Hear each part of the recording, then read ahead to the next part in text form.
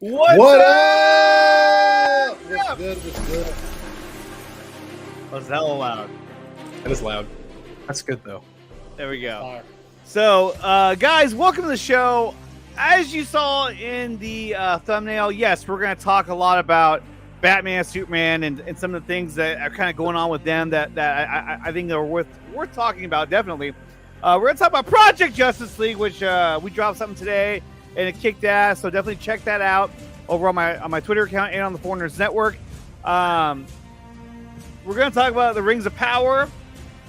We're going to talk about bring back Fisher Cyborg, how that was trending as well. Yep. But above all, we're going to talk about we're going to talk about House of the Dragon.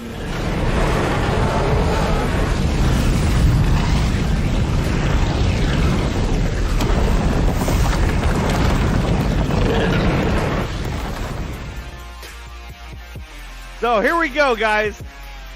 We missed last week because I had some shit that was going down that I had to take care of. But episode 2 was great. Episode 3, for me at least, this was the best episode of the entire season so far.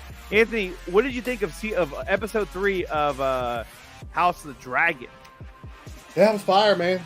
They continue to bring fucking flames every week. That shit was dope. Dope. Absolutely dope. Yeah. It was fire, dude. You know, fire. It's funny because I mean, like every week, it's like 1 minute I hate, but like I don't like Prince Damon, and then the next week I'm like, oh, he's really cool. Oh. He guy's badass. I said it last night when we started on the post show. I was like, I was beginning to think that Damon was a punk bitch. That's what he just kept catching L's, like L after L after L, and then the end of this episode, he finally earned that medal, bro. So Jason, yes, he did, Yeah. and it's funny because he did it after he got the letter that that they were sending help. He was like, "No, His fuck brother, him." Yeah, like fuck, I'm not gonna let him show up and kind of take this glory from me. Mm-hmm. And then he fucking went over there and he sacrificed himself, almost died doing it. But then, dude, he fucking chopped that dude, the crab feeder. He chopped him in half, and it wasn't even like a clean in half. It was like a fucked up It's disgusting. slice. Yeah, it was disgusting. Guts hanging out and shit. It was incredible. It was just way over the top. But Phil, what did you think of episode 3? Oh, it was awesome. I don't think I've had anything bad to say thus far about the series. I think Damon really redeemed himself in a certain regard. I mean, he walked in there, waved a white flag, was just like, you know what? Yeah, I fucking give up. Psych! And then went to town on the crab feeder. That was definitely something. I think Anthony and Joey were talking last night about how the pacing of the show is actually really clean and smooth in that we're going through time in such a brisk pace because now, it's 2 years after the fact. 3 years after Yeah, that. That was 3. crazy that it jumped 3 years. I was like, whoa, hey, okay. Yeah. And like King Viserys has now got his firstborn son from Alicent Hightower, I guess you could call it. And he out here like this. He's missing some fingers on the old hand too. Well, he was, huh? Yeah, he's missing 2 fingers on his fucking the hand that he had in them disgusting maggots last week. Yeah. Now like it's the black like fingers. this. Yeah. He's like, what up? I'm gonna use my strong hand.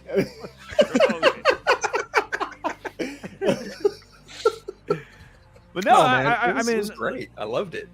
It was great, absolutely great. And going back to episode 2 because I didn't get a chance to talk about it, but it applies to 3 because I love how in the beginning of the episode 2, they went back to the classic Game of Thrones theme for the intro. I was like, oh, dude, yeah, I was like, wow, there it is. Finally, Although, like the little thing we're watching with the blood and everything, I'm just like, I don't know what I'm looking at, but it's kind of cool. You know what I mean? Like, I don't know what it is, but I think I mentioned it last week. I think we'd have a better grasp on the intro if we were really familiar with the sigils, but we're not yet. So there's like some of them you recognize, and it hits a lot of sigils throughout the opening. It's like 8 sigils. I'm like, but obviously we know the one that it ends with, but Nah, the intro's fire, dude. It it's hits just like the. I mean, we'll give it some time. I know, we're used to the fire that they brought with the original Game of Thrones intros. So, well, I mean, already in this season, it's like every episode you've gotten dragons fucking flying around, burning people up, and using their. Every episode you've gotten dragons, and I know that with House Targaryen, you were going to get a lot more dragons, but they really have delivered so far. Like, hey, like there isn't anything that we're going to hold back because we want to, we don't have the budget for it. Yeah. No, that's fully. Everything, there's nothing being held back, which I love. Mm-hmm. And the war with the crab feeder and his little weird little pirate army. Who was the guy flying the dragon? It was another Targaryen. Like, with his white hair. I honestly thought like that the war with the crab feeder was going to be a little bit more drawn out, but the fact that they were just like, nope, we're going to end that shit. We're going to squash it real quick. Yeah. Nope. And like even the way you saw the crab feeder interact, dude never said a single line. No. Anytime he interacted or did something, he just kind of went. Yeah, he's at the fucking just nodded his head. It was weird. Yeah. Some cool shit his though. Skin too.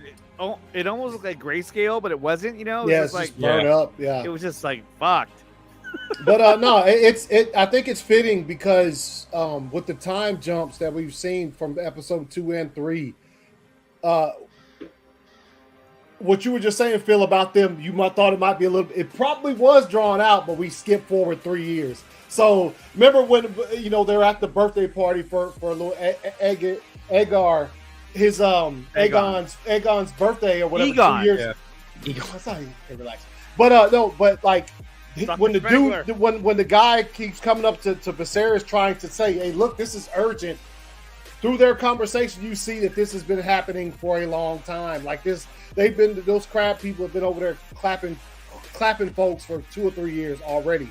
So he was like, "So what's one more day gonna, Or he says something along the lines of, "This war's been going on for this long. What's one more day to add to the fucking?" So that's it has been going on for a while, but we just got to see the climax and set of the ass end of it, the climax of it, really. But no, I mean, I thought it was cool how it's the same thing. How it's like when the stakes are raised, then it's almost like, okay, that's now I'm really gonna get this done. Well, before, I don't know what they were doing in the past, but like once he knew that his brother and King's Landing were gonna get involved, he was like, okay, fuck that. No, I'm gonna finish this shit off before he gets here. And then he beat the shit out of the guy who what? Keep going. Oh, somebody timed you out? What? Time me out. I can't. I was responding to Lane Deli because fuck COVID. I'm feeling a lot better. Ryan, you grimy, you dirty son of a bitch, Ryan. He timed you out. I can see it on YouTube. Him. It says Unfiltered was timed out by Zebra Fit. Wow! You son of a damn, bro! You're not even on the show. You're going to class. That's some ass wipe shit right there, dude. I said welcome. I said Fett's in the house, and this full times me out. What a bitch move. What's up, Lindelli? What's up, Andre? What's up, chat? Yo, Phil. Fuck COVID. What's up, Anthony? What's up? Yeah, good, COVID sucks, dude. COVID sucks. Yeah. That's fucked up.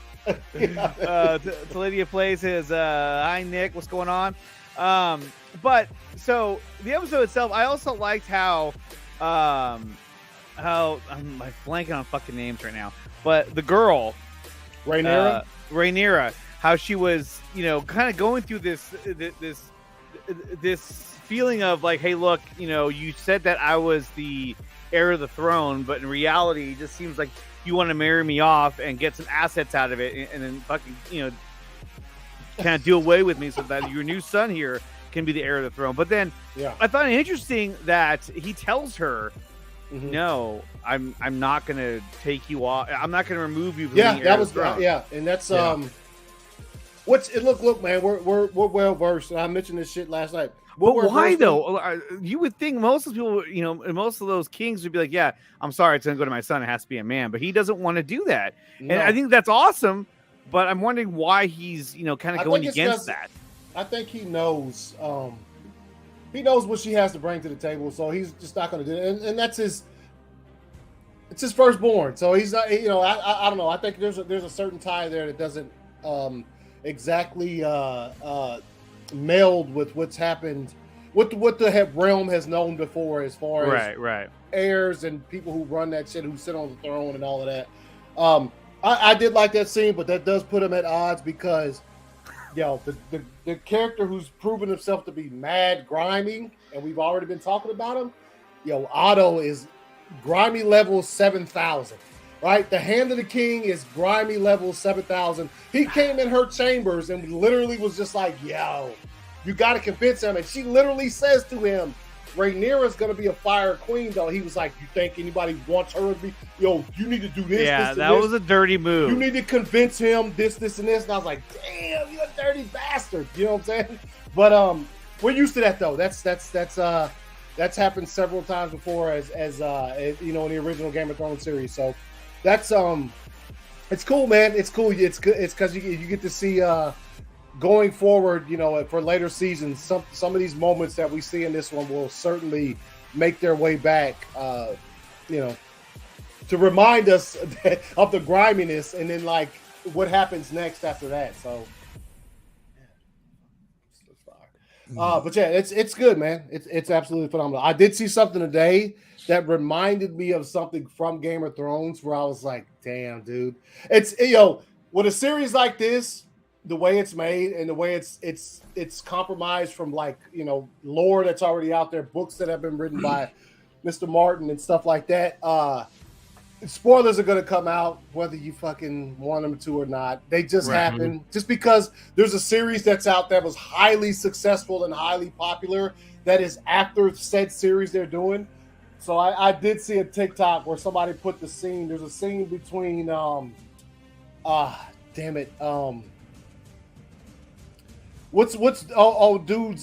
they were living at Dragonstone. His daughter had the grayscale and shit. From Game of Thrones. Stannis Baratheon. Stannis and his daughter had a conversation, and she has a book open. She's reading when he walks into her chambers, and he says something. "Oh, what are you reading?" And she says, "Oh, I'm reading." I can't remember what she calls it. It's like the Song of the Dragon or something. And she said, "Hey, it's all about the war between Princess Rhaenyra and her younger brother Aegon Targaryen." Holy shit! Really? Oh fuck! I forgot about that. Yeah. Yeah. So So what are we looking forward to now? And don't worry, I don't give a fuck how much I know. I'm watching this until I die. It doesn't matter. Yes. But I want to see how this plays. But she does say that to him. And obviously, it doesn't have any bearing on that particular episode. That was meant to be a building scene between Stannis and his daughter. So, but she does say that, and I'm like, oh shit, you know what I'm saying? So, and then I'd have to look into it more. But like, what I understand is that Aegon is going to be very like crucial, yeah, like very cutthroat, very brutal type of king. So we'll see how that kind of plays out. But right now he's only like a 3-year-old, so who was crying at one point. I was like, God, get him out of the room. It's wild because we have zero idea. Next episode, you might look up it 9 years later. You'd be like, oh shit. They don't care. They're just they're taking points from the story and they're saying, look here, these are important points. So if it means we have to jump forward 6 years, then we're going to jump forward 6 years. But it makes you wonder, though. I mean, is this series already planned out from beginning to end? Because I mean, if you start, but that's the thing is that if you start jumping years, you can't go back and be like, oh wait, let's make this season about the gap between these two seasons, or they could to a certain extent. Yeah, you could show some stuff that's non-consequential to the actual plot of the series. Yeah. So like, if you want to go back and just say that there was this one time there was this conversation between young Rhaenyra and somebody else, and it's you know what I'm saying. So like they could do that, but I like the way they're doing it, man. I do, and it makes. What's up, Dawson? What up, Dawson? Was good, man. You muted, buddy. I think your mic is muted, like physically. He was going to sing some country. No, it's not. Now it is, and now it's not. I mean, it wasn't muted before, you freaking piece. It was. You were like, it was muted because it knew you were going to try and sing some country. Hey. Hey, there's nothing wrong with country music. There's nothing wrong with it. We listen to it at work all the time. But there's a lot of stuff wrong with country rap. Get that stuff out of here. I don't know about that. I'm not disagreeing. Brooks and Dunn is very good. Okay, Yes. so we're talking about House of the Dragon. I don't think you've seen it, Dawson. Have you? I'm just here to hang out. okay. He doesn't yeah. like dragons and titties. It's okay. Dragons and titties. There we go. Okay. No, but I'm just gonna drink my. Coke here. Oh, you got some Starbucks? We got Starbucks. No, this is a. I don't actually. I don't drink coffee. Is that from Baskin Robbins? That looks No. like coffee. It does look like it, but it's actually the soda a place milk down the tea? street. Is it? Let yogurt? me explain, Andre. Shut the heck up. Has it got boba in it? It's a soda place down the road that does like custom sodas, and you can add different flavorings as well as cream into it. So this is a Dr. Pepper with cherry, lime, vanilla, and half and half cream. Okay.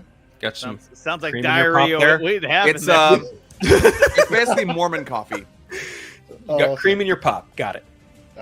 Cream the crap. All right. Cream in the pop. Pop in the cream. No shit. Okay, so the thing is that so in House of the Dragon episode 3, there was the Great Hunt, right? And we've heard about this too, because I want to say that this is what Robert Baratheon was doing when he got hurt in the original Game of Thrones and he ended up dying. Because remember, Didn't he get hit by a boar? He was bored. Yes, that's what the boar. Like it's very similar to what Rhaenyra and her knight killed. That's Right, basically, but- Well, if he was killed bored, he should have gotten up and hung out with some friends. oh god, Okay.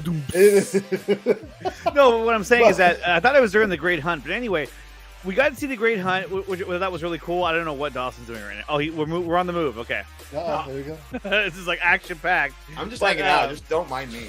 Yeah, okay. He starts playing He's gonna piano. draw something now. Watch. Okay, so they do the Great Hunt, and they're hunting this white, like fucking elk or whatever the fuck it is, and they're like, oh, it's a great omen for the, for your son, and ironically, Rhaenyra is the one who actually runs into it Yeah, and lets it go. and lets it Let go. And also, this is also like two things. First off, that particular buck or whatever you want to call it, that's the Lannister fucking sigil. Like that's Oh, the yeah. The Lannister Lannisters sigil. was It's like a deer. I like thought it was a that was a lion. lion. Isn't the Lion. Baratheon? No, Baratheon. That's what I meant. My bad. Yeah, My bad. Baratheon. It's that thing, right? So And then he like, leaves. no, but it's that know, I'm still thing. here. So like, first off, when she was walking through the camp and dude was like, "Yo, this isn't the exact words, obviously, but Right, he was basically right. like, Ad-lib, yo, what's good?" And I was thinking to myself, the fucking Lannister, you son of a bitch. Oh, I know. You know what I'm saying? Like they showed him, and I was like, He's like, you know you what I know, mean? You want to come over here? I was like, oh man, Casterly get out Rock? of here, you sleazy. I have a place for your dragon. It was Yeah, like, oh, Casterly God. Rock. Yeah, and the whole time I was like, oh, I hate them motherfuckers. Like we've hated them since originals. Mhm. But as far as Baratheon goes, yes, that deer, like, it's crazy. Also, you know what, man? I love Viserys, but damn, dude, if that's how all kings slay their beasts, get out of here, bro. That was pretty weak. They held it down for him while he walked Yeah, they're up like, and stabbed "You it. might I was like, wanna, man, that's hit it again." garbage, dude. A little bit to the right this time. But you know what? Two hops. When it comes to Robert, though, if you look at the first season when he did go on that, he don't do that shit, man. Listen to his. If you go back and watch some of the first few episodes of Game of Thrones, Robert don't do that shit. He don't have no people hold his animal down while he goes on a hunt. He gets drunk. Yeah. He brings his boys. They go He on gets some hunt. drunk. Yeah, He was drunk the whole time. He was like, You know what's really funny about that actor who plays the Jason Lannister Mhm. is What? I was watching the episode and I was like, why the fuck does that dude look so familiar? And I just looked up his IMDb page. Sure enough, he was the podcaster who gets killed in the first reboot of Halloween 2018, who's doing the research on Michael Myers. He's that doctor. He's the podcast. He's the podcast doctor or whatever. Yeah, I remember that now. But Probably not going anywhere though. no spoilers, but it looks like he's in it for the long haul. In terms of House of Dragons, he's in it for the long haul. Oh, really? Yeah. Mhm. Mm-hmm. Mm, Okay. damn. Yeah. But he's not gonna go. He's not going away anytime soon. And then speaking of House of the Dragon, there was some news that broke. Let's go to that. And it was this news right here that Henry Cavill and Lizzie Olsen are being eyed for roles in season 2 of House of the Dragon. Now, Daniel RPK also put out that they're being looked at for the roles, but right now it's just too early. It's way too early to kind of say that they're going to be in it. Yeah. But I think, look, if this motherfucker right here is being looked at to be in House of the Dragon, which is a Warner Bros. Discovery property, that's a very good sign, I think. But 2, if he ends up in House of the Dragon, that's going to be fire. Yeah, I mean, this is going back to him being in The Tudors, back on Showtime, and that was better yet, Immortals. Yeah. And then Lizzie Olsen. I mean, I would take her in anything. What do you guys think about this, Anthony? Do you think this is 2 massive acquisitions for the show? If they get them both, yeah, it's fire. Also, like, I don't know if you were going to bring this up. Kind of related to this is the way this news came out is same thing as the dude who's show running, and we came kind of to a conclusion last night that maybe he wants to take some time off from Game of Thrones because he was there for the last. But the creator, the dude who's the showrunner for House of Dragon, the highly successful, broke records first episode, second episode broke those records, is leaving. Like, that's crazy. That dude, the showrunner for House of the Dragon, is leaving the show. Who knows? Look it up. It's out there. But anyway, with this, and then also this being announced the same, almost days apart, is crazy, man. But Steve Toussaint, I believe that's his name. Is that the guy? I think he's bouncing. The showrunner, the dude who's like Miguel. Yeah, that's him. Miguel. Yep, that's him. He's bouncing, man. He's bouncing. Hey, the fellas love the dragon. Yeah, if you get Wanda and the Big Blue Boy Scout, fuck yeah, dude. That's dope. That's huge. Dope. It's also not as if we've never seen him play such a role in such a time, not such a role, but in a time period where maybe he's wearing armor. I don't see Henry Cavill walking around Game of Thrones with a fucking robe on. I see him with armor and handling business, man. It's gonna be fire, dude. I hope this comes to fruition. Is true. Yes, I do. Yes, so do I. Yeah. Phil, what do you think about this?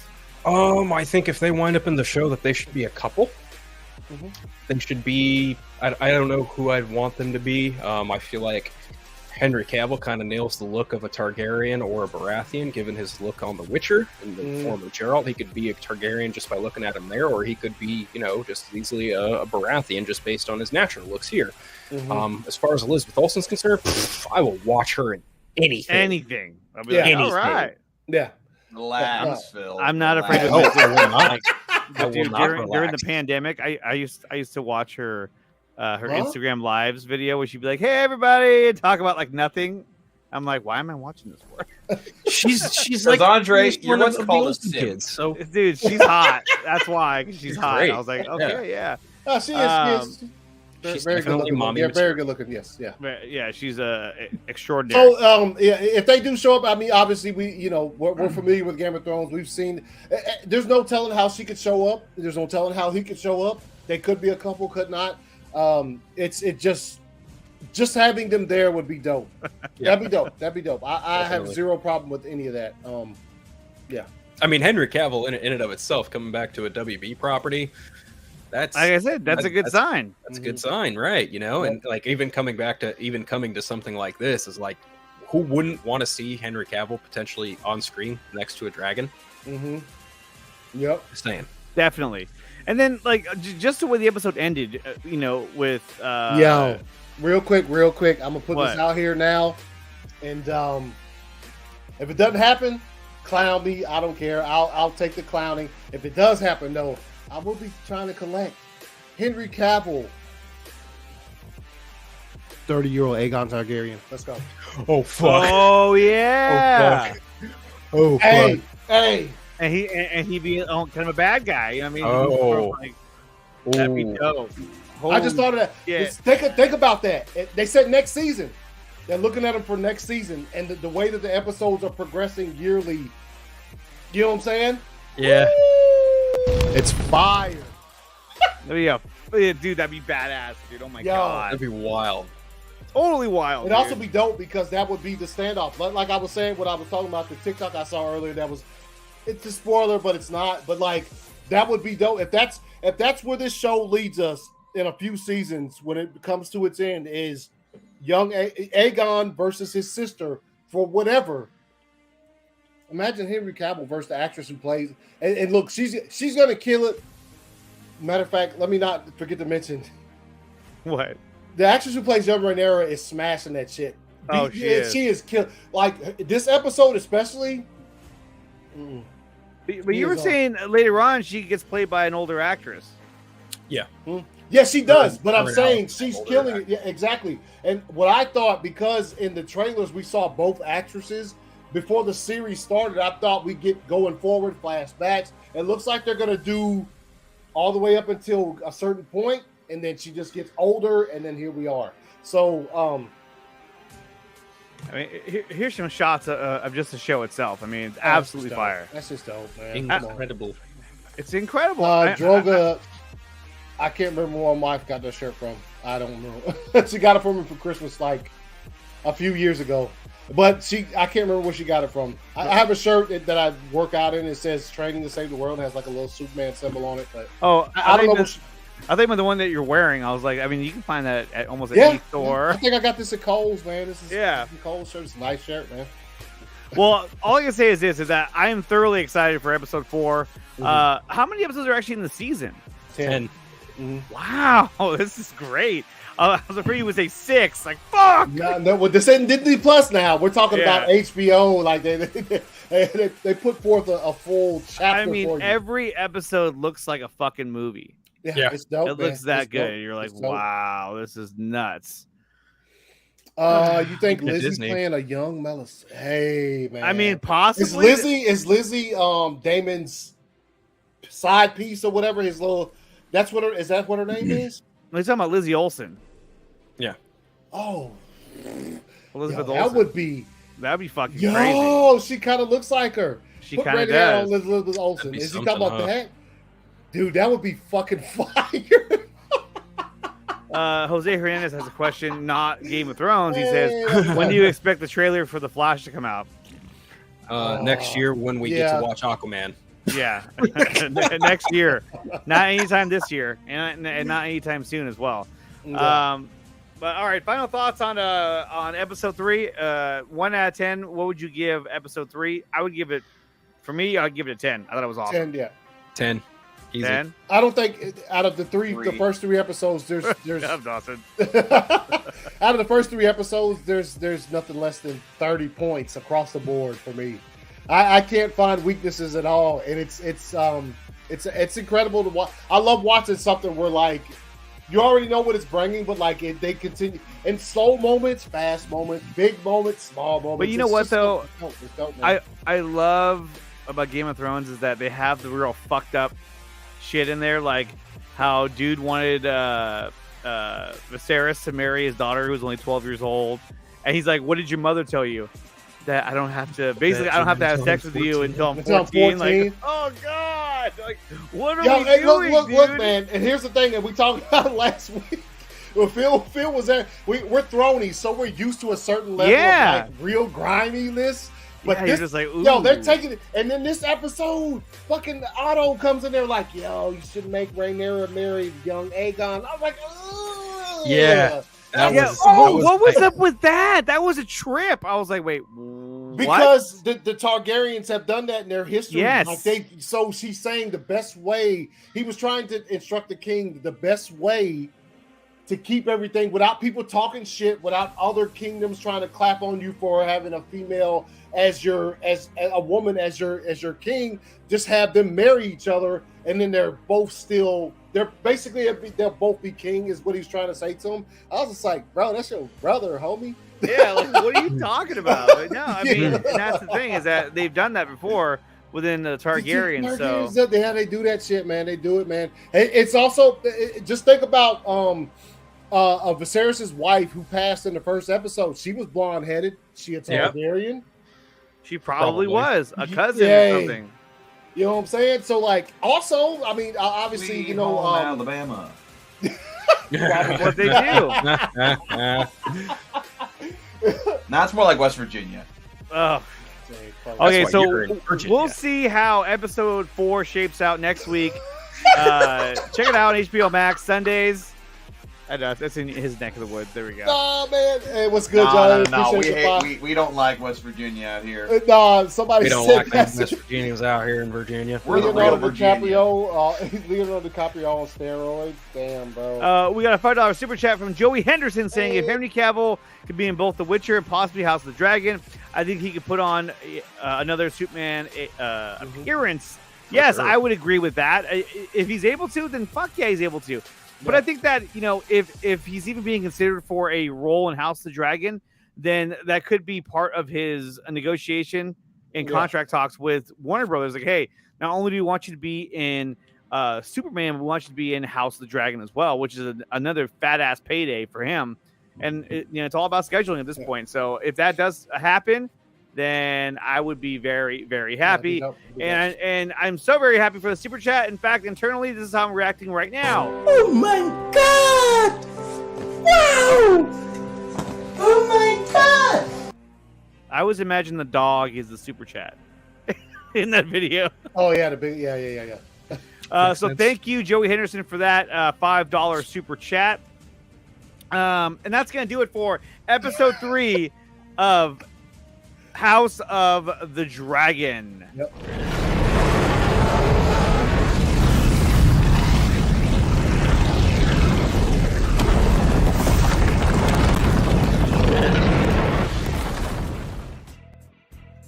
See, they can get that kind of CGI for an HBO Max show, but they can't get that good CGI for freaking Thor: Love and Thunder. No, they can't. Freaking get that out of here. Yeah. No. Okay, so let's go to some. Why? Wrong button. Just why? Why did you have to invoke such trash when we were Because having I'm such a fine comparing conversation? garbage to good CGI, okay? And yet you still won't. No. I can admit CGI is good, but I know some things in there I'm not missing. Yeah, let's not talk about that trash. Yeah. Ugh. Ugh. I don't. I don't want Clown to. show. I don't want to go there. So let's go to more breaking news. Today is the birthday of both Michael Keaton and Batman the Animated Series. Now, both of which have a special place in my heart. Keaton as Batman, obviously growing up watching Batman 89 and Batman Returns. Mhm. I remember watching Batman 89 and I was fully immersed as Batman for oh God, a very, very long time. Where I was just like, everything was Batman. I had the I would buy the Batman cereal. I would buy all the tools, everything. I remember if you bought the cereal, it had a piggy bank that was attached to it, which is Batman like this. Yeah, I remember that. Yeah, and I had it for the longest time too. And now I don't know where it went now, but if I still had it, I put it up behind me here. But and of course, Batman the Animated Series. I don't know how many days I would go home from school and I'd watch Batman the Animated Series every day. It was the most fire show because you know what? It felt like every episode you were watching like another movie.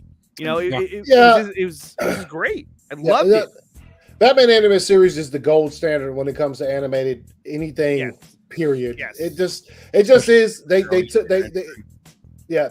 a lot of time into it. You could tell that the people who worked on it absolutely loved the source material, and it's game changing. It's whatever. It doesn't for me. If I'm comparing any animated anything to something, it's going to be that, and then more than likely, I'm gonna be like, okay, Batman still wins because the animated series was fire, dude. It was fire. It was fire, dude. It was absolutely. The intro fire. was dope. It was simple and fire. You heard the music, and it was just. I can't. It's just a good show, man. And look, let's not take it. There's have been fire animated series after that, but none have ever been able to rival what that brought to the table. Well, as far as, and especially when it came out too. Oh, definitely. I mean, the overall story development of Batman the Animated Series was like none other show that was out there. I mean, you saw how he trained. You saw, I actually really enjoyed the episodes with him and Ra's al Ghul and his interaction with him and his storyline with him. I thought that was great. Demon's Quest Part 1 and 2. Yes. The late, great David Warner voicing Ra's al Ghul. Yep. I mean, it's for the longest time I thought it was Vincent Price. I was a kid. I was like, dude, it's got to be him, even though he was like dead already.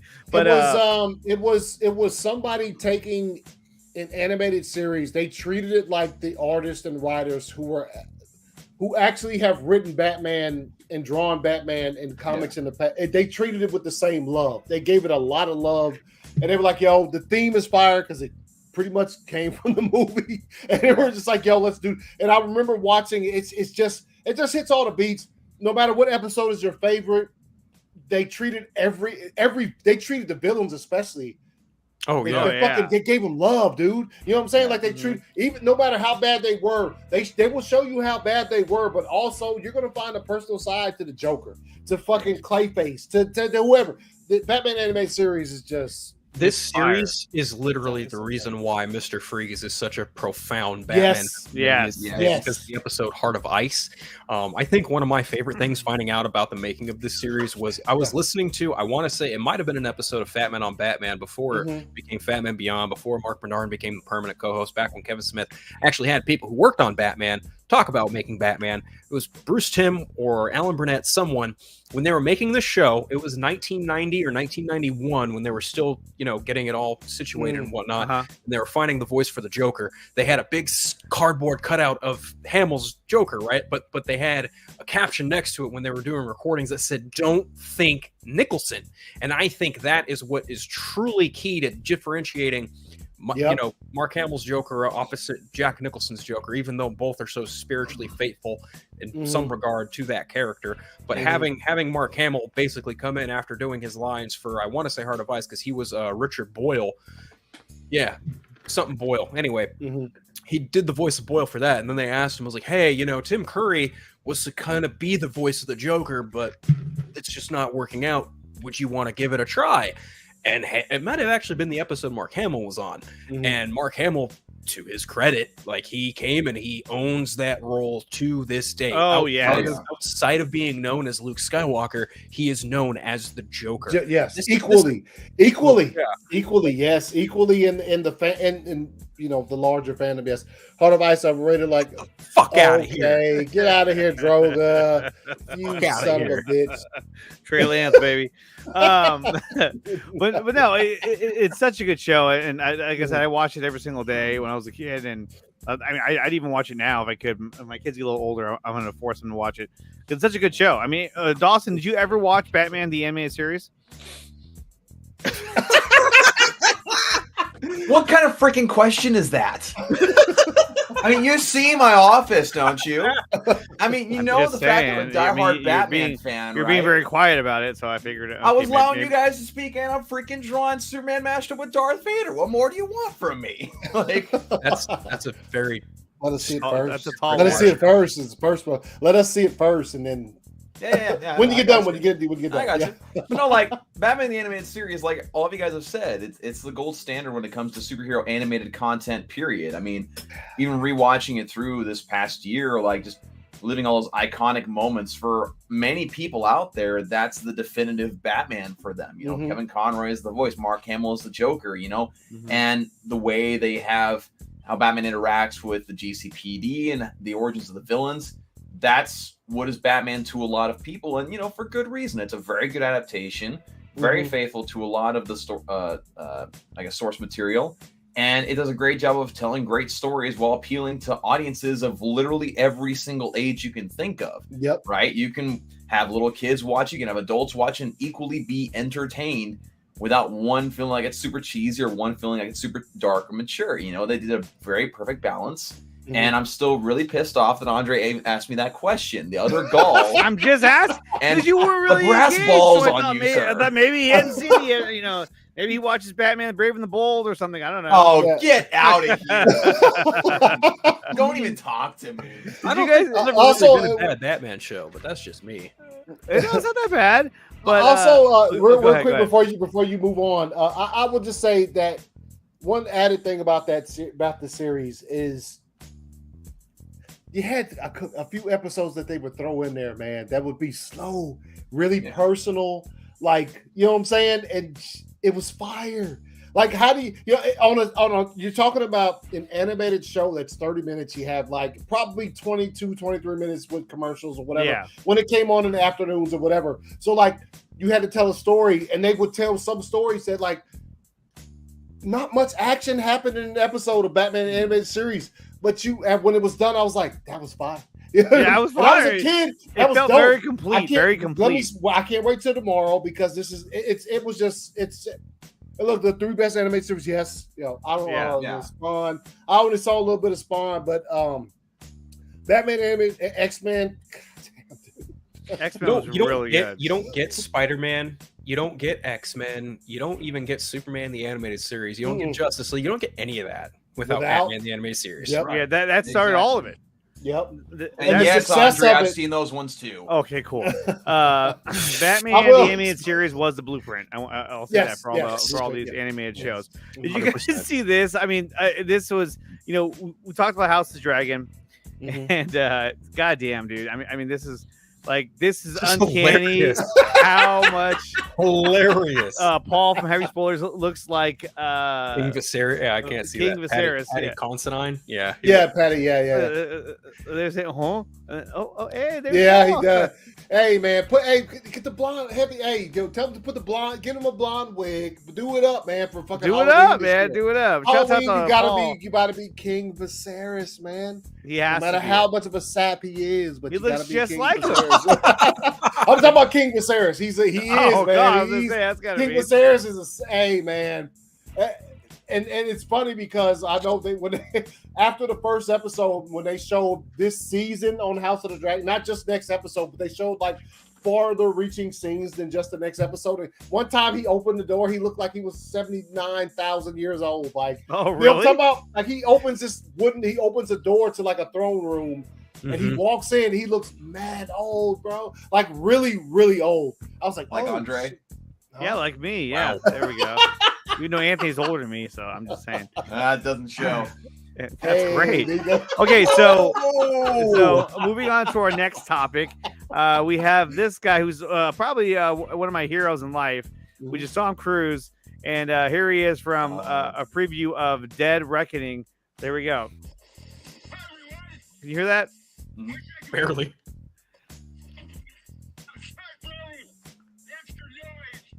Let me pause this. As you can see, we are filming the latest installment of Mission Impossible. And right now we're over. Look at this guy. Holy shit. I hadn't seen this. This is insane, dude.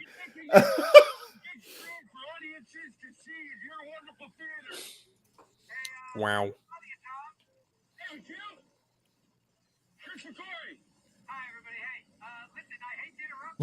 I didn't see this part.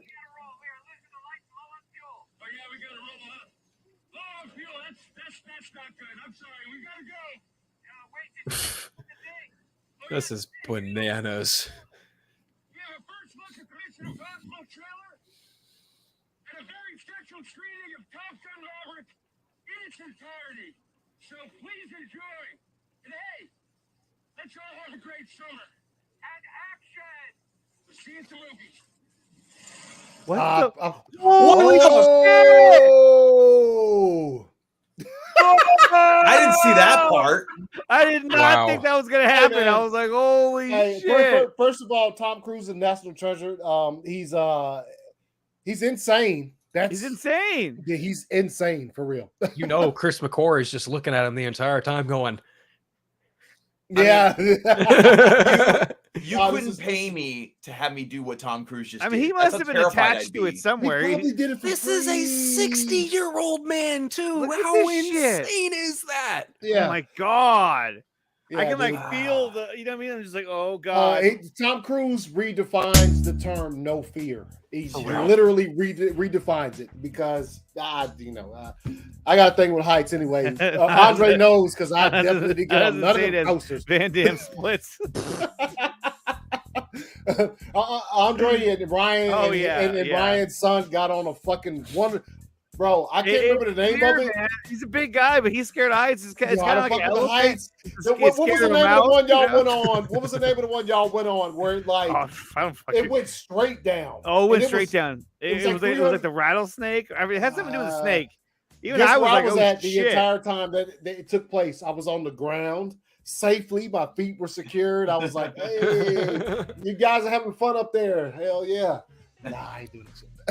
But Tom Cruise, yeah, National Treasure, man. Speaking of roller coasters, though, real quick, my wife's planning a trip to South Korea, and she's looking up different places to go, and she found a amusement park that is a roller coaster that at its top speed goes 100 miles an hour. Fuck that. Like, I know what you're talking about. I've seen videos of it. You said South Korea? Yeah. No, nah, man. Yo, wait a minute. Is that where that bridge is? The glass bridge that goes like, you know what I'm talking about? The bridge that goes across this mountain. And it's glass. So people they end up going across it like they end up on their hands and knees because they can't make it all the way across. You gonna do that? I can't remember though. Anyway, no from me, Chief. That's a big old pile of no. Me and Anthony are going to be sitting right next to each other with phones, recording you guys do that. Just no way. Big old thumbs up. Just you guys do the crazy shit. We'll be right here. Well, I'm not going on this trip. So you're going to let her go on this death-defying death trap all on her own. Got it. No, I'm going to be home alone for 3 weeks. It's going to be Oh, here we go. A lot of streaming next 3 weeks coming up. Okay, so here's this one here, which is really heartbreaking. This not is heartbreaking, heartwarming. Heartwarming. There you go. Thank you. Yeah, man. Come on, man. And there he is right there, getting a standing ovation for his movie The Whale. So worth it. That was dope, man. I can't wait to see this movie. And he was trying not to show it, but he couldn't help himself. Yeah. I saw a great interview with the director Aronofsky, I think his name is. Yeah, Darren Aronofsky. Yeah, and how they've been trying to make this film for 10 years. The problem was casting the main lead. Yep. And that's the main person they're looking for. And then Brendan Fraser came in and just apparently killed it. Yeah. Yep. Expect those golden nominations coming that dude's way for sure. Oh, yeah. I think, it also for this in particular, just think about this dude's. I mean, obviously, we know what he did early in his career. Obviously, then he was like, kind of blacklisted or whatever. Then he starts coming back. He does a role that I thought that he would have been absolutely fucking fire in, no pun intended, was the fucking Firefly, and that shit gets canceled. So gets canceled. Yeah. So like he, then he has this thing that's been kind of in the workings for a couple of years. Nah, dude, I think we're expecting. I can't wait to see that movie, and I thought that moment was absolutely incredible, man. It's always good when people put those types of things out there of certain actors getting like standing ovations for, you know what I'm saying, that they've been, because like Brendan Fraser, he's been in the game for a long time, and like I said, he got kind of blacklisted or whatever you want to call it, and he wasn't in movies for a number of years, even though he made some dope ass mummy movies and shit. And so now he's here again, and now he's getting fucking. And you mentioned Tom Cruise being a national treasure. Brendan Fraser is another national treasure too. I mean, every single interaction I've seen that he does with fans, like he's always just super humble, super nice. He even had the one, I think, Zoom interview where he was like playing the Nintendo Switch, like as he's about to get on the interview. He's just like super nice guy, and he's big part of my childhood. Again, like you mentioned, Anthony, with the Mummy movies as well as the George the Jungle movie he was in. Looney Tunes back in action. He was in another movie. I'm trying to remember what it was. But I mean, again, great overall guy, great actor, and a lot of his stuff had to do with like injuries. Oh, I know what movie it is, Dawson. Sets. Tomb of the Dragon Emperor. No. That's a big no on that one. It doesn't exist. All right. Anyway, the guy deserves it. The guy deserves it. He's a great guy, and he's been through a lot, and it's good to see these things happen for him. Hey, come on! Holy God, what are you showing me? Whoa, whoops. Sorry. Did you watch the Batman? I was playing a video on someone's tweet. I didn't realize I was still sharing audio. My bad. That's funny. No, man. At least you were watching something else. Wow. I like the Batman. Yeah, Encino Man. You didn't get the joke. Encino Man, yes. Thank you, Cylon. That was a very good movie. Anthony had to be right back. But we're going to move on to another topic of Do I not get to talk about Brendan Fraser? I'm Oh, hurt. go ahead. Sorry. So hurt right now. No, I mean, I can't really disagree with anything anyone said. I mean, he's good. He's a treasure in his own right? I mean, especially after having like Batgirl being taken away from him, directors Leslie Grace, and seeing him get a standing ovation for this absolutely reinforces my want to see Aronofsky's next flick, Whale. And like, I was reading an article about it, and there were quotes from him, there were quotes from Aronofsky. And Fraser really talked about stepping back into acting the second time around and how he's really trying to take every role he gets, walk out of it, and learn something different that he didn't quite do back then. I'm paraphrasing there, but he's essentially taking roles that really allow him to push boundaries and really try and accelerate and like change his perception every time he steps into something new. And like things, he wants to do something different every time, and I can appreciate that. Yeah. Absolutely. So I'm looking forward to The Whale, and it was really cool. Like to even read that this dude championed through this entire shoot of putting on between 50 and 300 pounds of like prosthetics or like a giant suit. It's like, whoa, that takes some real power. So Yeah, it does. I'm excited. No, it's really good for him, and to grow up watching him in all kinds of movies and now seeing him sort of make this comeback. It's really great for him to have this kind of thing happen to him. But we're going to move on to another topic, which is, I would say, kind of controversial at that, because unfortunately, I think it kind of speaks for itself. So let's go right to it. Now, this is posted by Dave the Film Junkie. He says, Shazam 2 locked. So the director of Shazam 2, Andy Samberg? David Sandberg. David Sandberg. Andy Samberg's an actor. But anyway, David Sandberg went to Instagram and posted this saying, a question was, are you guys really doing reshoots for Shazam, or is it fake news? He goes, no, I've seen reports that Shazam is being retooled, but it's not true. The cut has been locked for quite some time, and we're doing final mix, color, and VFX right now. Everyone is happy with the film, and we're not going to work longer on it. It's just because of its release date shift. They figured Aquaman's previous date was better for us, and that's the reason why we got moved. Definitely not shooting more. Bum, bum, bum. So there are, said individuals out there that have been saying that this film is being retooled, fixed, more scenes added, Cavill, and that's all a bunch of bullshit, because here he is saying right now nothing is changing on the film. Yeah. Now you could say he's just being coy, like why would he admit that? But I mean, based on the way he's saying this, that's not so much being coy, more as just saying like, yeah, no, that's not happening. Yeah, that's not happening. And he even says in movie, so yeah, in parentheses, retooled. It's not being retooled. So this is straight confirmation that Shazam is done, and it'll come out when it's set to come out. Now it was going to come out this year in December, I want to say, wasn't it? December 16th, 21st. I don't know. The date kept changing. Yeah, now it's coming out in March, I want to say. March, it took Aquaman's date, so I think March 23rd, 2023 now. Yeah. So there's one thing right there, is that it's not being retooled. The movie is done.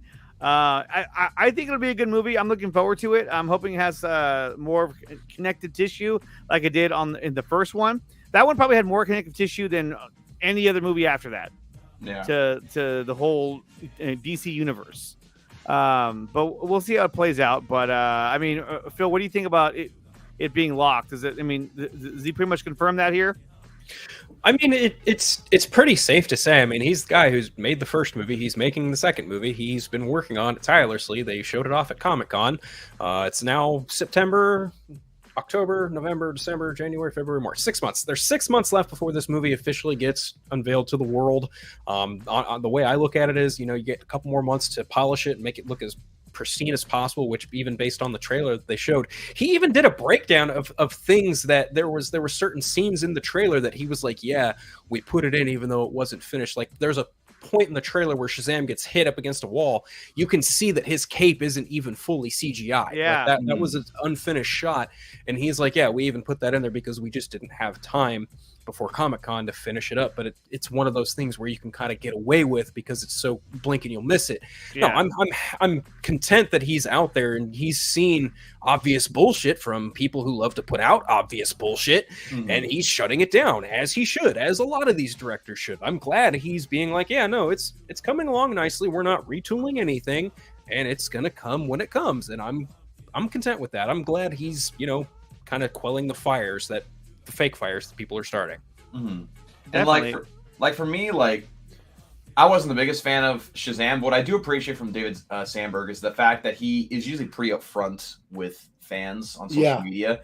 Things that he can answer, he's either says yes, that's happening, or no, that's definitely not true. He's always been very upfront about it. So yeah, I think this is definitely confirmation that it's in the can. They're just finishing up little details.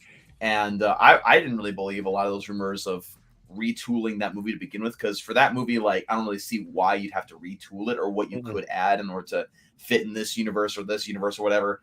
To me, it just seemed like one of those where it just kind of stands on its own, and that just kind of makes sense given how the first one went. So I do appreciate that from Sandberg. Yeah, no, definitely. Anthony?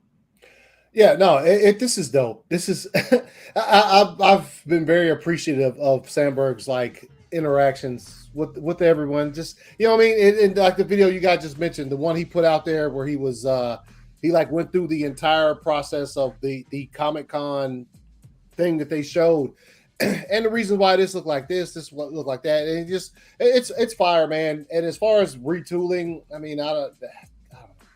The only thing, if they were going to add something in there, I mean, obviously there's you could use your imagination. You want the other lightning bolt to be fighting him in some kind of manner, but that's probably not going to happen in this movie. So yeah, no, I don't think it's the dates got moved just because they had to be moved, man. I just had a thought. What if we got to the point where Dwayne Johnson and Zachary Levi aren't playing Shazam and Black Adam anymore, and we still hadn't seen them fight on screen? Wouldn't surprise me. Damn shame. It would be a dang shame. Yeah, terrible. I would not be shocked, though. I wouldn't be shocked, actually. I mean, anything's possible at this point. Who knows? But I would hope that does not happen. But right, me too. I mean, I would hope that each film has a reference to said character. In Black Adam is kind of Shazam reference or whatnot. Shazam is a Black Adam reference, but I wouldn't be surprised if there was neither.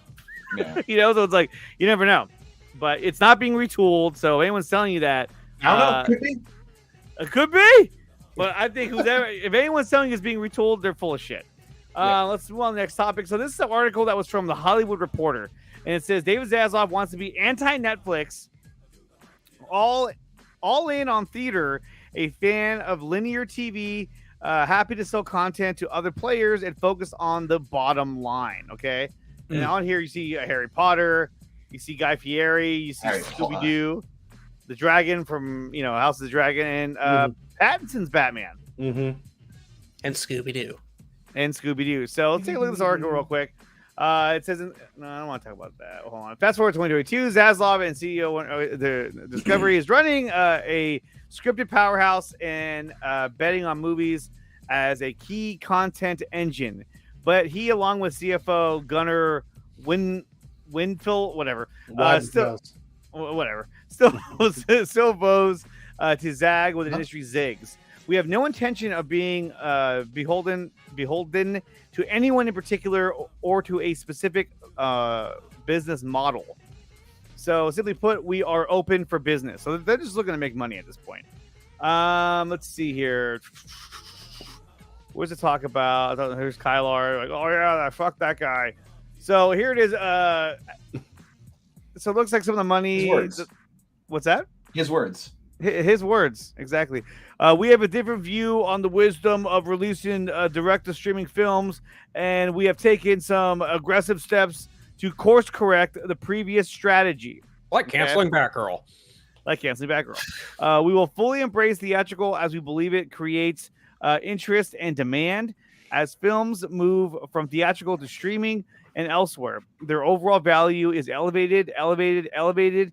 He touted, mentioning such recent examples of Elvis and the Batman. Which some didn't like the Batman. I actually liked the movie. I thought it was a really good movie. I did too. Yeah. One that I wasn't as big a fan of was Elvis, surprisingly. I still haven't seen Elvis. I haven't seen that. No, I haven't seen it either. It's all right. It's not a bad movie. I just expected more. You know, I almost watched it last night, but then I saw Hot Tub Time Machine on HBO Max, and I was like, that? Yeah. Hot Tub Machine is hilarious. That's a classic. That's a classic. Great. Yeah. I'm on Mom? my way. I feel pregnant. He's like, you're welcome. Right here. This is another big thing when he talks about streaming platforms. He says, we're not in the business of trying to pick up every sub. We want to make sure we get paid. And that's why he's focused more on theatrical, because he's like, I want that hard dollar. I don't want to be chasing subscribers around, you know. He wants that bread. He wants that bread, man. So office bread. That's what he wants. So I think that look, he is very driven to go to the theater. So if that's the case, then I don't think that you're going to see a huge push for original content on like HBO Max or what was it, Discovery Max, what it ends up being. Now there will be some that will be on there, obviously, like any kind of Game of Thrones spinoff will be on streaming. You know, those that were meant for streaming will stay on streaming, but I think moving forward, any big property, he wants it to go to theaters because he wants to make that money. So are we going to see, you know, like a Snyderverse on HBO Max? I don't think so. I think it's going to be, they're not going to really break away and say this is going to be the Snyderverse. It's just going to be, this is the DCEU moving forward. And we'll see how that goes. So interesting little article. Definitely check that out. And I don't know who draws these, but I guess that's the guy. That's kind of dope. That's pretty dope. That's pretty dope. I like that. That art is fire. Whoa. There's my background. So interesting stuff coming from David Zaslav, as he does not like streaming that much. Here's a cool picture I found. Wait, what is this? What's happening? Oh, it's an article. Never mind. Damn it. I hate when you see a picture or something and you click on it and it's an article. That's how they get you. That's how they get you, man. That's how they get you. The pretty pictures. Dang it, I just gave him ad revenue. What's that? I said, oh, look, pretty pictures. Oh, crap, I just gave him ad revenue. I know, pretty much, man. And let's go to something that happened today. We'll get out of here. Something that happened today over on Twitter, which is Project Justice League. Okay, so Project Justice League. Why'd you say it like that? He's like, yeah. No, he said it happened today over on Twitter. Just saying. Oh, it did. I mean, I did what we know, but I'm saying, like, So Project Justice League 2 is now Project Justice League: The Ultimate Cut, and the reason behind this is because, you know, even though Project Justice League Part 1 is sitting at like 54,000 views, which is amazing, and overall the campaign has gotten over $2,000 raised for AFSP. We felt it was necessary. Hey, look, instead of just giving them a part 2, let's just do part 1 and part 2 together. And what we're going to do is we're going to add more character audio that you didn't hear in the first one that you're going to hear now, or not now, but you know, when the Ultimate Edition comes out, you're also going to get new scenes that we didn't do for part 1 because we were trying to get it out by a certain date. So you're going to get new scenes in part 1, new audio from part 1, and of course, an entirely new part 2. And so what we're going to do is it's not going to be part 1, part 2 anymore. The way it's going to work out, it's going to be one massive story. So each part will just keep counting up. So I want to say it goes as high as like part 24. I want to say, instead of just being part 6 or whatever. So it's going to be one huge, massive story that we're going to tell. And this is probably the most revealing trailer that I put together yet. It shows a lot of the scenes, but believe it or not, there's still a lot of scenes you haven't seen yet. A ton of scenes, and a lot of these scenes are from part 1 that you've already seen. Some of them from part 2. Even that scene that was the preliminary shot. We have an updated shot. That's actually a new shot right there that we put together last night. Actually, that was a new shot. Yeah, last night we did. Hold on. Right there. Yeah. So last night is, where is it? Last night we did this shot here. It's a longer sequence, but it's an awesome scene though. Looks awesome. Yeah. And so obviously all the art was done by Ryan and the coloring by Mariano. They did an amazing job with this, and all the video editing and all that is done by me. But it's been a long process. and I'm really happy that we're getting closer and closer to releasing this. We do have a release date, but I haven't put it out yet because, well, you're gonna have to wait for it. But it's coming out sooner rather than later. But good things come to those who wait. when is spring? I don't know. When is spring down there in Australia? But this is something that is very close to my heart. We put a lot of time and effort into this. So it's going to be really cool to see this thing actually being put out there in its entirety. Anthony's a part of this. Dawson's a big part of this. Phil, he's a good supporter. I'm a good producer. I hype this producer. shit up like it's no tomorrow. He's our David Zaslav. But no, it's going to be really cool. And even that shot there, like we almost contemplated on not putting that shot in there, but I said, no, I'm going to do it. Yeah. That is a newer shot. This is a shot you've never seen before. Probably the dopest shot. The ship, that shit's fire, dude. The ship, I know you're playing it right now, but the big ship with the other, that shit's dope as fuck. Oh yeah, or is it? No, That before that. Freaking No, before that. Right there. That is dope. That is fucking. So during the final battle, yes, you will be getting some scenes that are, CGI because we wanted to give it as grand a scale as possible. So there are a few of those mixed in there, but a lot of it is all illustration and with special effects added around it like that. Right there, fucking dead shot. It's gonna be cool, man. I'm really looking forward to it, and I can't wait to show you guys the entire opus. No, the entire project. It's gonna be 40 plus minutes long. It's gonna be pretty cool, and the craziest part about it is that now I have to re-edit it as one long,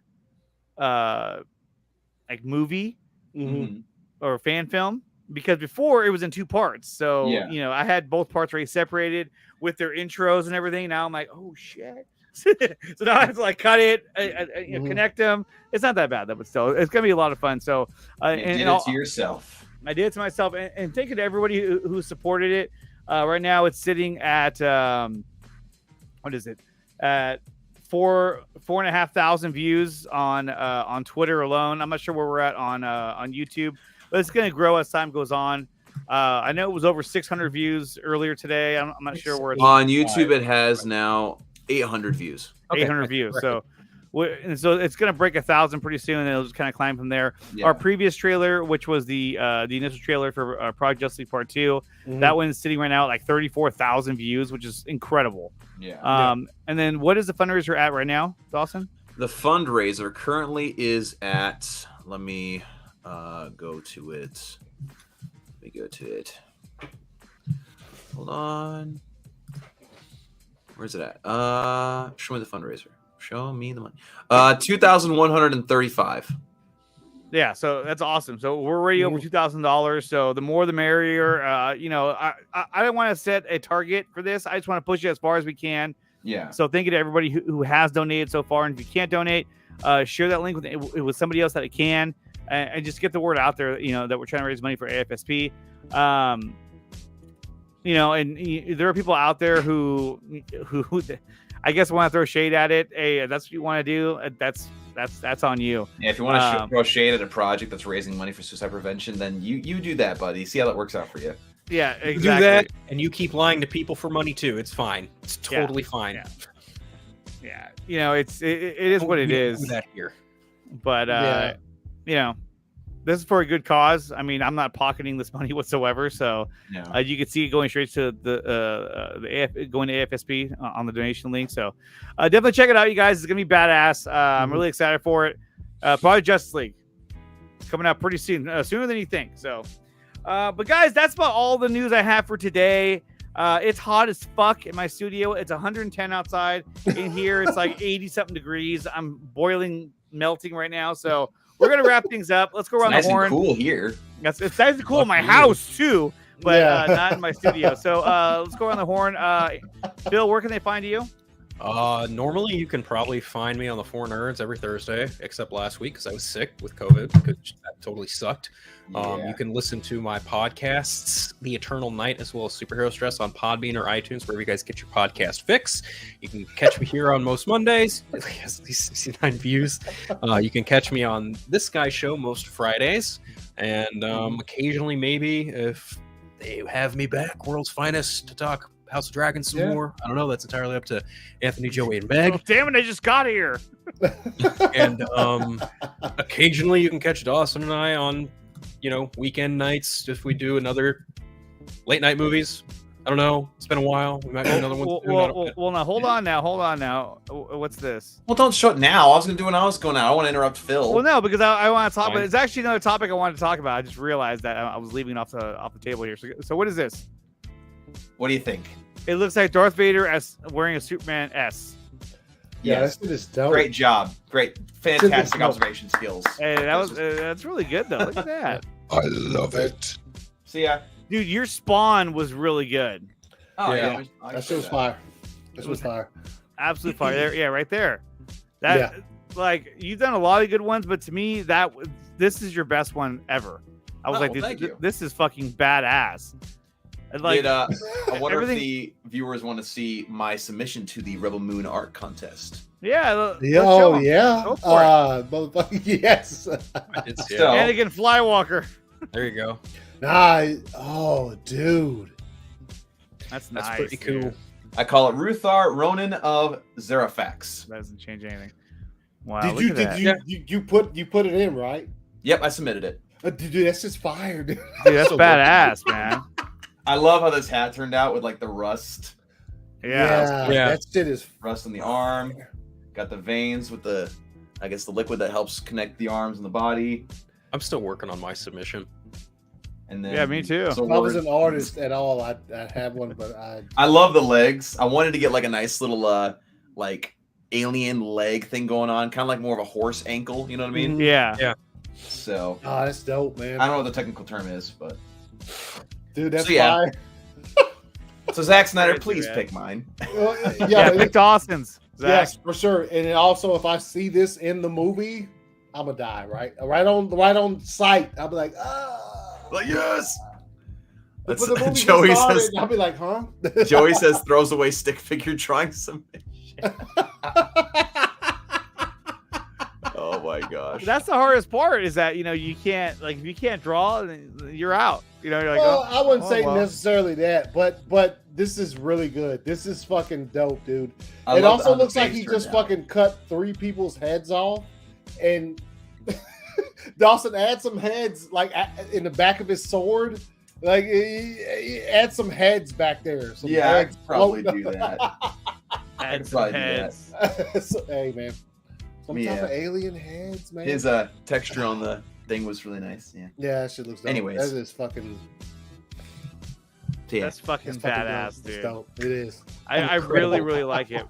But your spawn, I thought, was absolutely the best one. I was like, wow, I've never seen like that. That was just top notch. I was like, wow, that's like, but everything else you've done, that was the best one. If people want to get prints of that Spawn Batman crossover, they here- can go to here my we ArtStation go. website. Oh, okay, all right. And also, you can check out that shirt that Phil's wearing on my Teespring. That was cool too. Yeah. Original Batman cover design. So, boom. An original Batman cover design. It's really See, it didn't take that long, Andre. So you complaining and being all I'm like, not "Oh, it's gonna complaining take at all." forever." Oh. You're like, "Here we go again."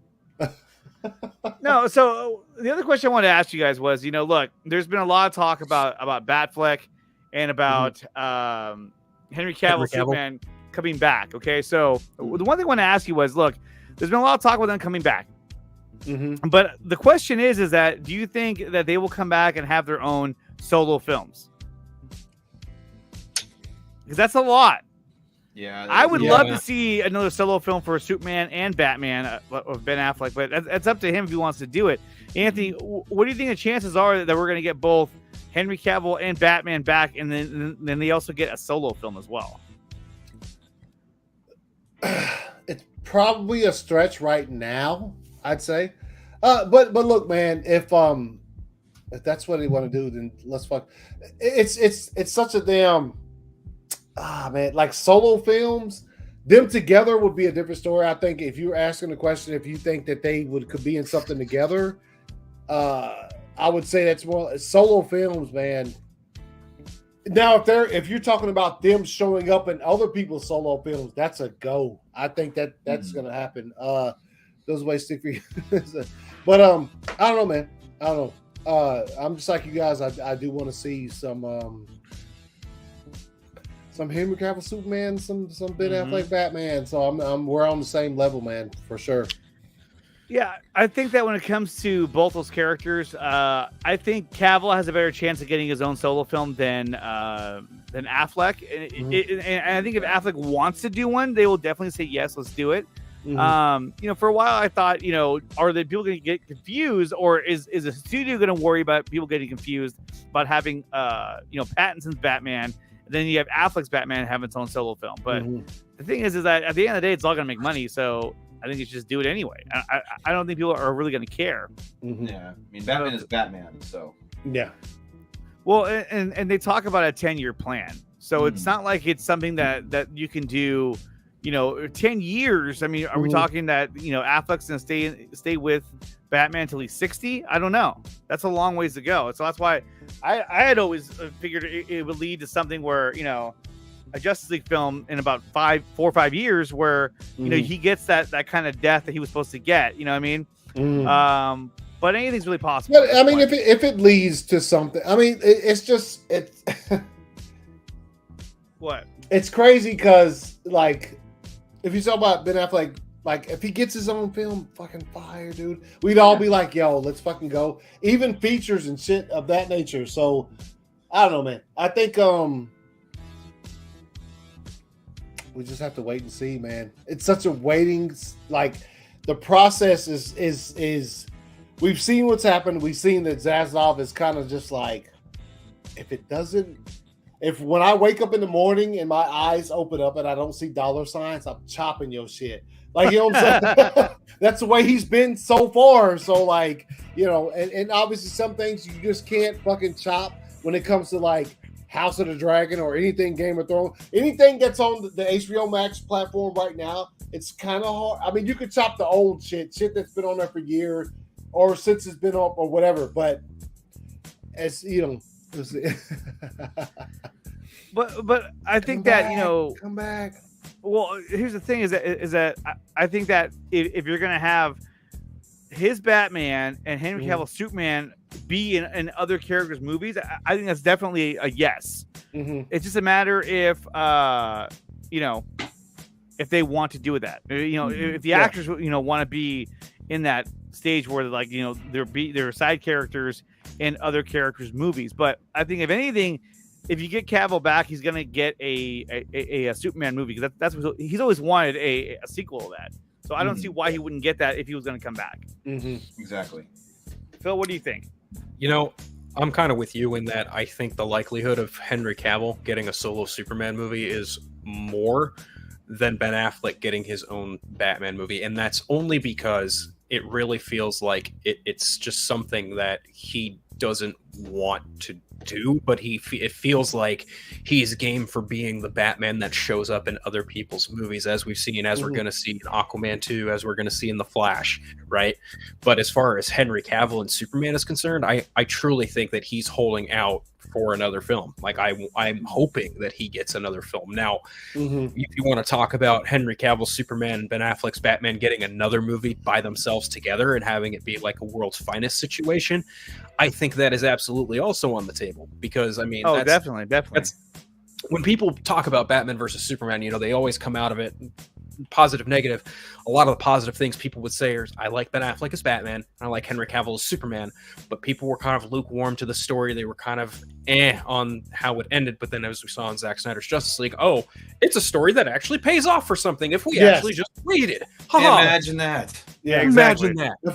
If we actually just be patient and watch things unfold, like this. It's like reading a book, okay? Right. Like you read one chapter, like, that chapter wasn't necessarily for me, but there's things in there that'll pay off later on. If you keep reading, It's more satisfying. Imagine it's a freaking concept. Holy crap. We've That broken said- the code.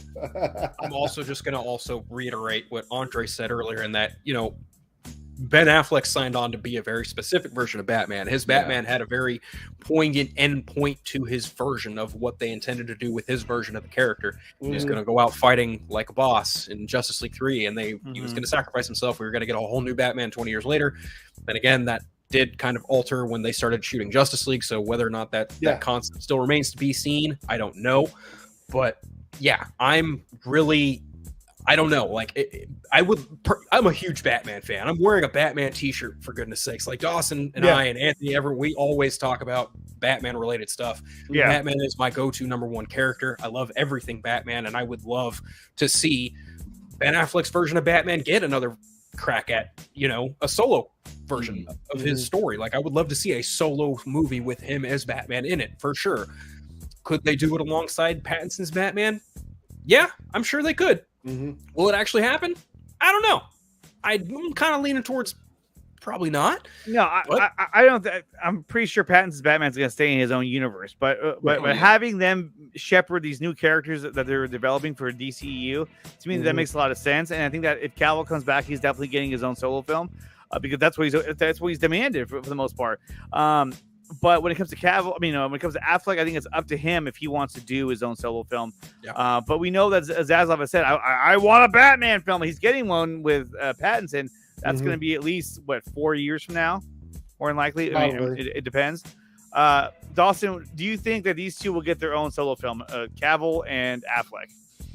I'm going to echo everyone and say that I do think Henry Cavill's is a lot more likely. I think a lot of this just depends on what state Ben Affleck is in, honestly, because we all know that, like you guys mentioned back when he signed on to be a very specific, more like morally bankrupt version of Batman that is supposed to have a redemptive arc. He had a very specific type of story planned out for his Batman. And if they're able to do that type of thing and make it connect to the DCEU, I think he'd be more intrigued. But I definitely don't see Ben Affleck being as gun-ho about it as Henry Cavill would be.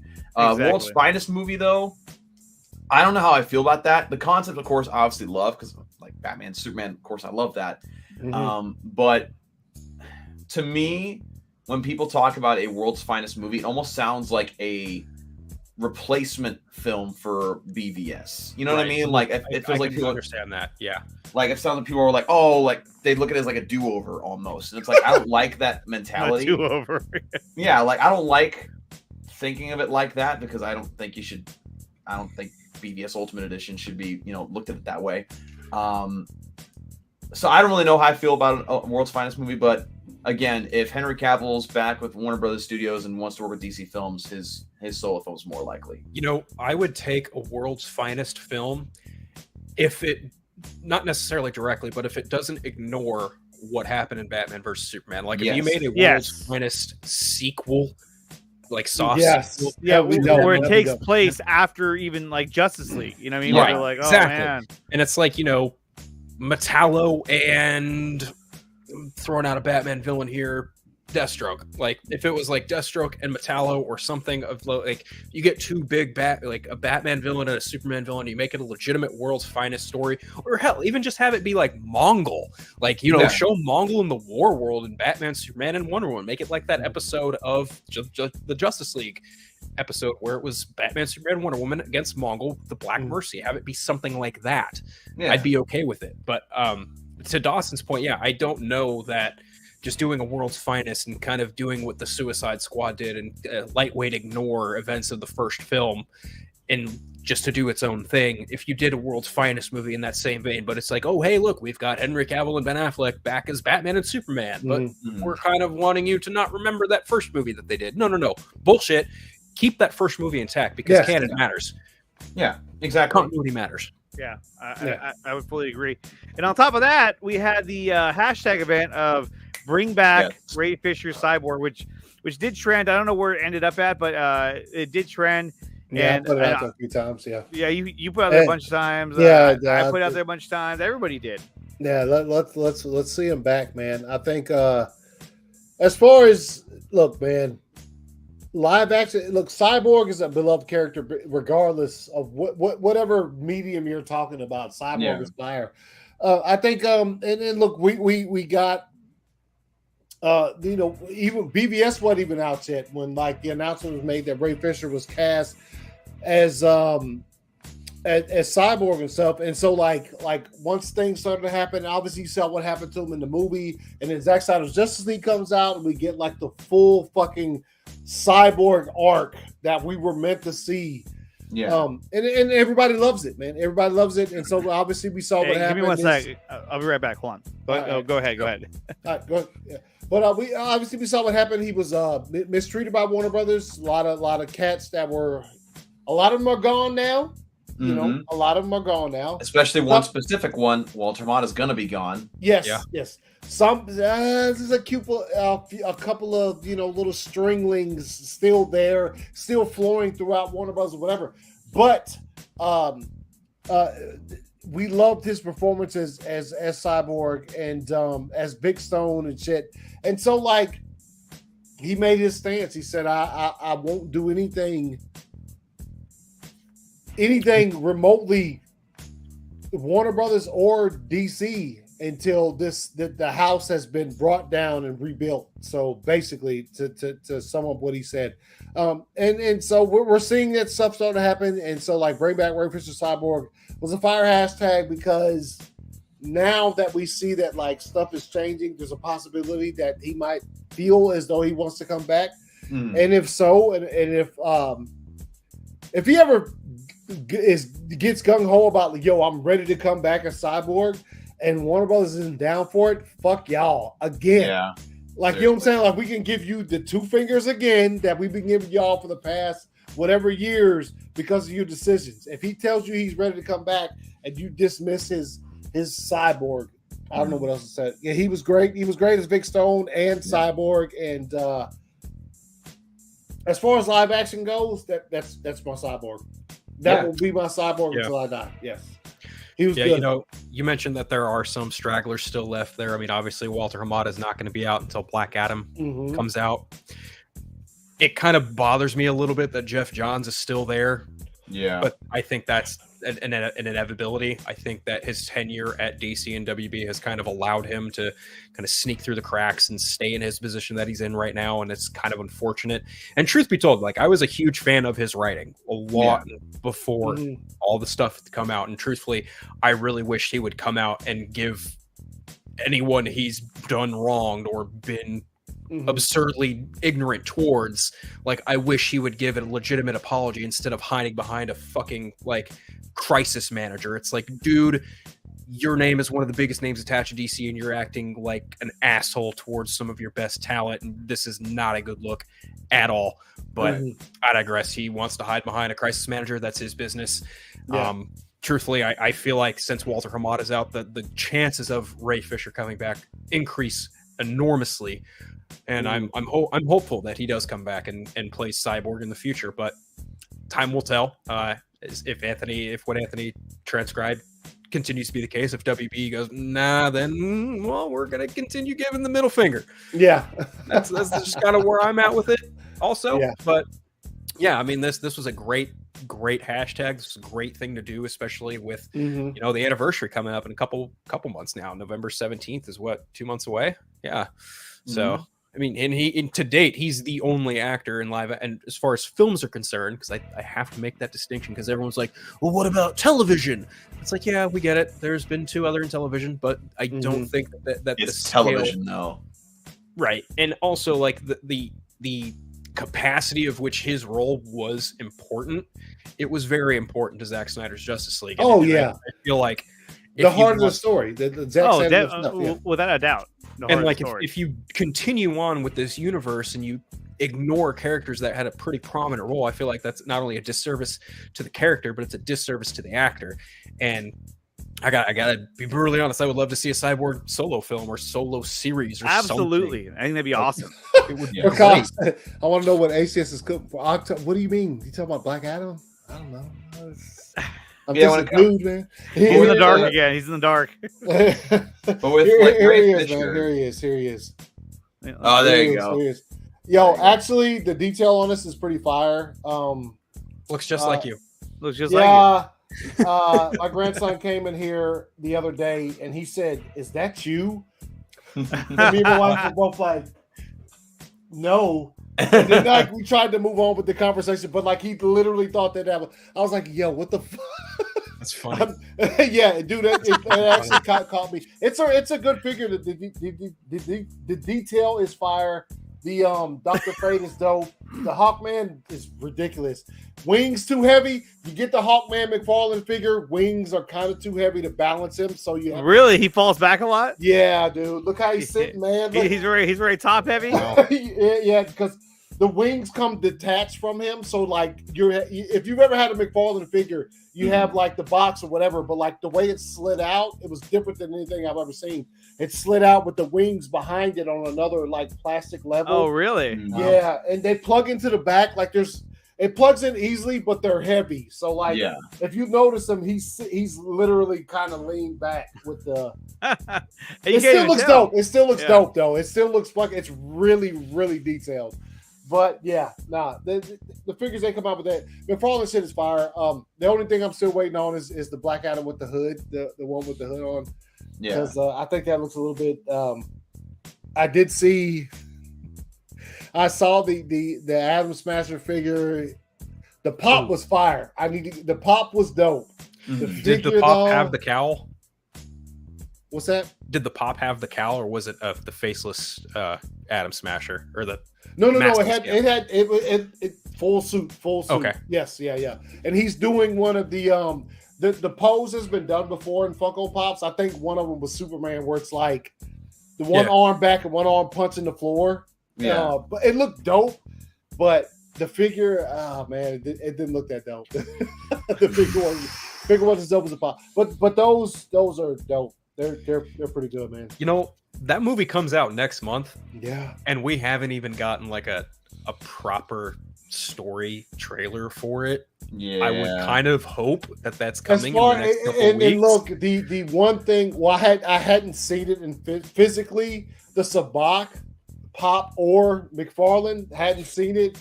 If that's the villain, cool, but that's terrible. That is terrible. What the fuck is that? Terrible. That's just bad editing, bad Photoshop. How did it get through? They're like, "Oh, it's good, run it," and they're like, "Oh shit." No.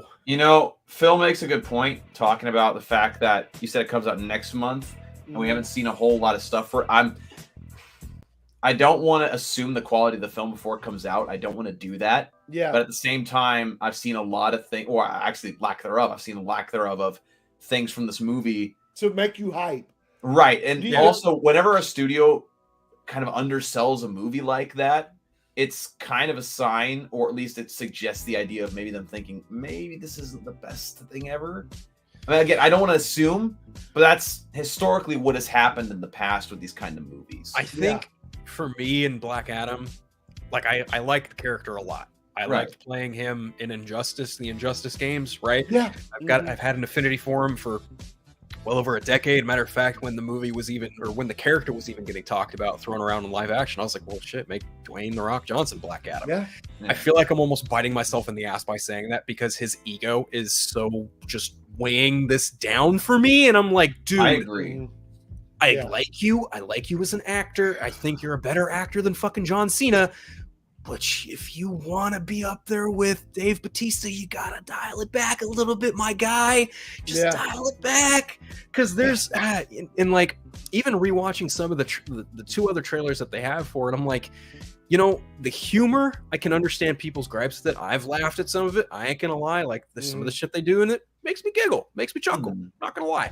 I think his suit looks great. I think he looks great in the suit. I actually appreciate the suit is fire. Yeah, and the way he looks in it when he's in when you fabulous, absolutely fabulous. But it's like, you guys have a lot of potential here, and you're not really showing it, and that worries me. And I'm pretty sure the rest of my gentlemen here can kind of feel the same way, if not already. I do, and also if they're able to pull that off, like what you said, they're not really showing shit. So if I'm able to walk into said theater and watch this movie when it comes out, and I am absolutely blown away by the shit that they didn't show, I'll sit back and say, all right, y'all got, you know what I'm saying? Exactly what you're saying is just like, y'all did it, man. You did it. Because as of right now, I feel like the movie's going to look absolutely phenomenal. But as far as story-wise and stuff, I'm like, and because, and like you were saying, I don't know if The Rock is able to just set his shit aside and say, look, for the betterment of you. Oh, gosh. Is the hierarchy of power these heaters about to change? Well, we'll see, I guess. That's hilarious. Oh, man, that's fucking awesome. I think kind of to Anthony's point there is that I think if they don't put out a lot of trailers for this and they just simply rely on Dwayne Johnson's star power to draw people, I think they'll be kind of in trouble. They need to sell this movie a bit more than they already are. Like, Dwayne Johnson does draw people to the theater, but this is still Black Adam. And in the comic community, he's well loved and he's people know about him. But general audiences, and that's just it, Dawson, right there. He's beloved by the comic book community. Yes. But as far as general audiences are concerned, very limited knowledge. Very limited knowledge. Very limited knowledge. Black Adam, why does he look like Shazam? I promise you, people are going to ask that question. Yep. Yeah, exactly. Like people, most exposure most general audiences have gotten to Black Adam has probably been the Injustice games, right? And even then, he's not necessarily the best character in those games. So you're going to have a lot bigger of a campaign if you want this movie to be extremely successful, right? Basically, if they keep this up to where they're only advertising it very minimally, the movie has to be phenomenal in order for people to come and pay a ton of money to see it. God damn, Jason, you son of a bitch. That's just dope. He sent that to me. Hey, that's the toy that he was looking at. Is that you? It actually looks fire if it was on like one of those Disney fighting games. Like, that would be a dope ass, like, the way it looks. Oh, man, that's pretty good. Oh, man. The details there, shit looks, it's good, man. Where is that? I had did you guys check this out? This is some fire art right here. Yeah, that's dope. That's dope. Pretty cool. Yeah, I like that. That's who did that? Who did that? So the artist was Mariano Navarro, and then the colorist was Hernan. What's his name? Hernan Cabrera. We actually, he's going to help us out with Project Justice League as well. Oh, so, nice. That shot right there of them, it looks like they're waiting to fucking set foot on what we saw at the end of Zack Snyder's Justice League. Yeah, it looks like they're waiting to do what we saw. That's dope, man, and especially one detail in there that's absolutely fire is just the water dripping down right there in front of the subway train. That's fire. What the heck is going on? You know, what is that noise? There's fireworks going off in my neighborhood. Is it fireworks or are they guns? No, they're fireworks. Get under the table now. Like, I live in a very small town. Why are fireworks going off on Labor Day? They're like, let's go, Labor Day. It's like a town of like maybe 1,000 people. These are our leftover fireworks from 4th of July. We just want to go ahead and use them all right now. I guess. I mean, it's not a bad Buena Vista voice impression. I tried. There was one more thing I was going to bring up, and here it is right here. Okay, so this is, again, we'll go back to the old breaking news because it is kind of breaking news. I love how Andre just cuts himself off when he does that. Yeah, I know. So, from the Flash film news, though the Flash has a long ways to go with VFX, sources close to the project have confirmed that the film is on track to in post-production, denied rumors it's undergoing substantial script rewrites and reshoots. I think if anything, we're going to see changes in the ending of the movie. Yeah. I don't think that we're going to get the whole Keaton is our Batman and Kaye's our Supergirl. I think he's going to go back to his own universe, and but I don't think that the movie's, according to this, apparently the movie is not going to get a massive rewrite and reshoot. Hopefully. I mean, they've already spent a butt ton of money on this movie. I don't think they're going to want to reshoot the entire movie. All you have to do is adjust the ending, and then you're good to go. Yeah. Not to mention, it's already been scoring really well, and I guess in screenings, which I don't know when we ever do that. And oh my God, there he is. Oh no! All right,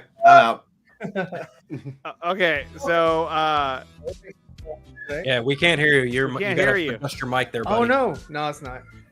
It's because the music. Whenever people come in with a new mic and the music's playing in the background, their mic's kind of muted. yeah, so You're you're not fine muted. now. We can hear you. We can hear you. Yeah, we can can hear- hear oh. you. Yeah, we can Yeah, hear you yeah. now. Okay, It just takes a couple seconds for the mic to warm up. the Gotcha. music behind it.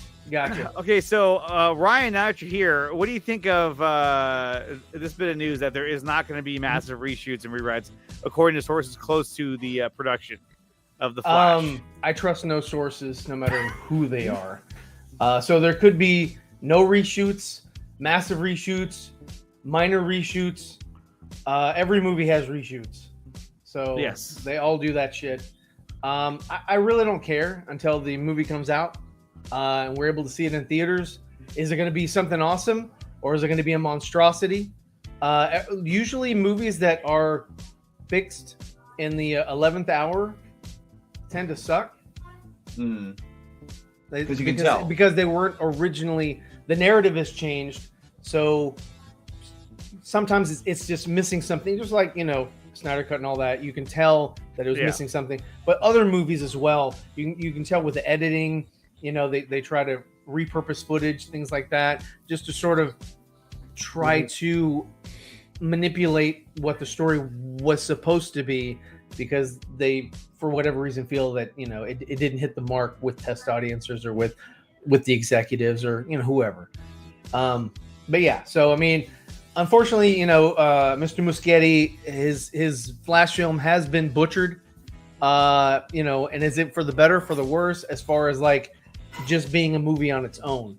I'm not talking about like connecting or changing the the DCEU or whatever, but is his story at the end of the day, even if like it goes back to the nightmare sequence and all that stuff, but did his movie suffer? Does just the enjoyment of just watching the movie, does that suffer? So that's the bigger question, rather than massive reshoots. God damn. Oh, sorry, I didn't mean to go deep. No, you good. Everybody's I just stopped. quiet. I'm like, Joey says that's what you put on your mic. It's called mic on. Yeah, have you ever heard of that, Dawson? What? What Joey said at the end. Oh my gosh. If it's Joey typing it out, I'm not falling for it. Love it, and you know it. Well, anyway, guys, Excuse me? it sucks that Ryan just got here, but you know what? I was about to wrap the show up anyway. So What? Yeah, you missed everything. Okay, well, let's talk about Batfleck, Henry Cavill. Let's go. What? Nope, you missed it. You missed it. You're done. Well, anyway, join us on Thursday when we talk about the exact same thing. Yeah, pretty much. Pretty much. But who knows what'll happen from But who here till knows? now. Yeah, dude. Yeah, Yeah, today's although Monday, um, next Thursday. It could be fucking. I do want to say, so far, the Project Justice League trailer that came out today, it's been a big success. Everyone's been very happy with it, and Ryan is our lead artist on that. So thank Hey. you so much for all your hard work. People have Yeah, loved I drew before the stream. I did, actually. But no, Dawson's been killing it, man. Lately, I've been digging a lot of the stuff that he's been it. putting Changing out. the subject. What? Yeah, hell, I see him drawing, so I'm like, oh yeah, he's drawing. Indeed, I am, sir. Yes. Let's go. Yes. Yeah. So, what are you drawing? Right? Is this another entry for the Rebel Moon? No. Darth Vader and Superman. Blow me up, Scotty.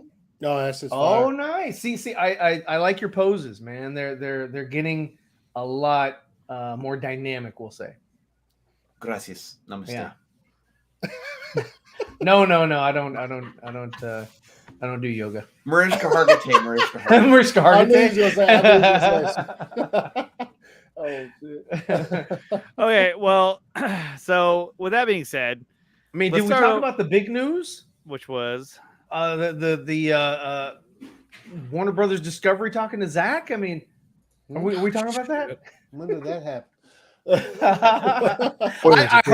I heard from somebody who heard from somebody who knows somebody that that they've been in talks. You heard it Behind no that Basically, you heard it from a friend who heard it from a friend who heard it from I another heard it you've from been my messing mother's around. father's sister's brother's roommate. What Father's sister's brother's roommate. does that make us? Yeah, Absolutely nothing. Which is what you're about to become. I see a Schwarzer as big as mine. I'll tell you what. It's not the length of Schwartz, it's how you use it. When it comes to that scoop, this is my answer to that. Come on, don't bullshit me. Bullshit. Bullshit. Bullshit. Bullshit. Bullshit. Absolute. Wow. That's what it is. It is. It's just a bunch of bullshit. This is bullshit. And with that being said, Ryan, you just got here. Where can they find you? You can find me on the Four Nerds on Thursdays with these guys. Same panel, different time. This is so stupid. Look at he goes, namaste is hello. Not a yoga term, actually. And Yeah, Drogo, Ryan. Oh Drogo- my hey, goodness, but then Drogo Prakash. tapped in with- Idiot. So he's all about the Vitamin, truth. yes. Yeah, It's all about the vitamin truth C here, in but not Spanish with means scoopers. vitamin yes. Okay, I got you, buddy. No, but you didn't wait for the punchline, and then Drogo comes in with this one to add into it. Vitamin C in Spanish means vitamin yes. That's so stupid. Okay. He's bilingual. There we go. Okay, Ryan, where can they find you? On the Four Nerds on Thursdays. Okay. And then also Zebrafed on Oh, TikTok. yeah. I that, just right. released a video the other day, and I was gonna do one today, but I forgot to record it, so I just drew. Okay. You see, you need to get a good software that just records time lapses for you. It's, Yeah, I use OBS. get with the So do program. What did you do here? Stop being a noob. Okay. I know Phil already did it once, but Phil, where can they find you? You can usually find me on the Four Nerds. You can sometimes find me here. You can sometimes find me on Anthony's show every Friday. You can also listen to my podcast, The Eternal Night and Superhero Stressed, on Podbean and iTunes. And you can also follow me on Twitter, Vero, Instagram at Unfiltered. Okay. Dawson. You can find me on Instagram and TikTok at DJW32Art and on Twitter at NIMW32. And also check out my ArtStation website for all the different prints, including the Batman Spawn mashup. All right. Anthony. Yeah. At 269 ACS everywhere. At _to that for Twitter because they did me dirty one time. And you can find me on Four Nerds on Thursdays, here on Mondays, and World's Finest on Sundays. We'll be talking Game of Thrones shit just like we did today. And me on Fridays, man. You know what I'm saying? Did you ever figure out why they banned you from or blocked you on Twitter? Like Man of Steel, right? No, it's just a bunch of, because I would post like, little short 20-second, 30-second clips of just, Snyder shit. And then after a while, they were just like, okay, that's enough. Everything blocked by Warner Brothers. Damn, Yeah. They hate the Snyder shit, man. They hate the Snyder shit. Maybe not now as much as they used to, but bro. well, That was everything that they clapped me for was all anything related to Man of Steel, BBS, or anything like that. So yeah. That's ridiculous. And then I try to watch Oregon versus Georgia over the weekend. That was like a complete ass whooping. I was like, whoa. Oh, Okay. man. Did you guys watch the LSU Florida State game? Yeah, that No. was ridiculous. That was ridiculous. Holy crap. Yeah, it's ridiculous. I mean, Who won that game? Florida State did. yeah, but awful miss. Yeah, it's great. You have to see it to believe it. Like Like way you LSU was down 24-10. yeah. And then they drove the length of the field, got a touchdown, down by 7. They get a stop. They muff the punt. So Yep. Florida State gets it back. Then they fumble it at the 1-yard line.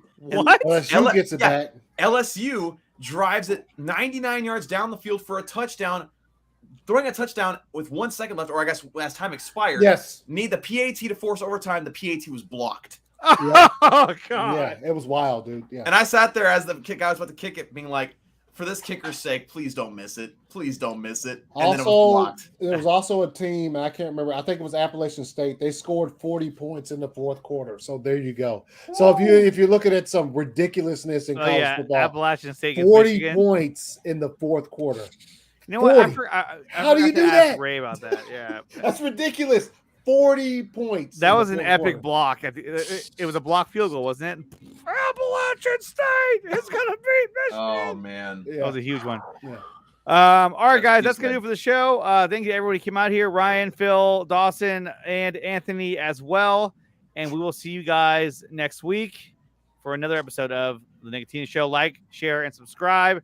Become a member, join the Patreon, and we'll see you guys next time.